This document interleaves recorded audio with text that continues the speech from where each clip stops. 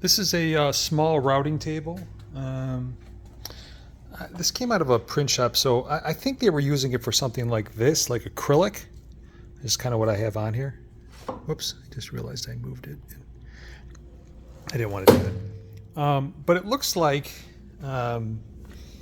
this piece, if you adjust it right, and again, I don't know how to do all this stuff, pushes it so it's even with the router bit. And then this is an edge, so you see that router bit there? That's the edge. The table itself, like this table that moves back and forth,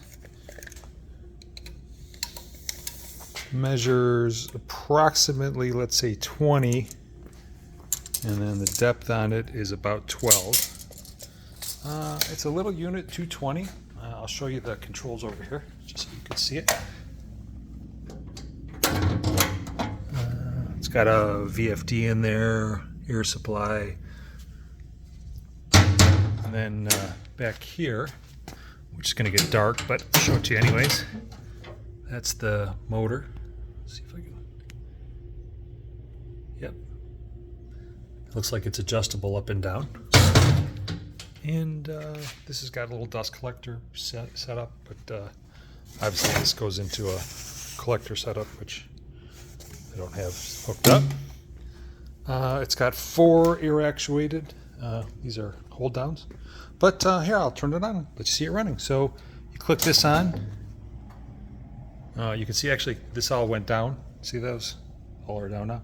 And if you push this red button here, drops it up, drop it back down. Then this must be an external control for a blower motor, which we don't have hooked up. And then this one spins that router bit. We'll let that up to speed. And then let's throw some chips here. So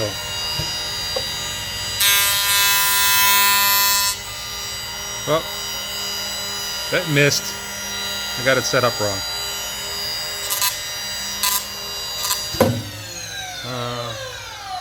Oh, actually, I just noticed that.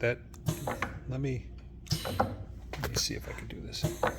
So let's just push this up against here. It's up again.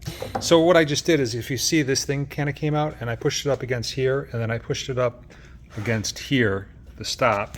Now let's try this again. So I don't know why it stopped. Maybe.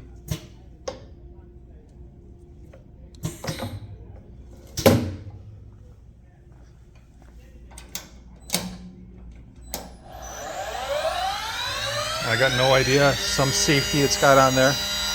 Anyways, totally misses it.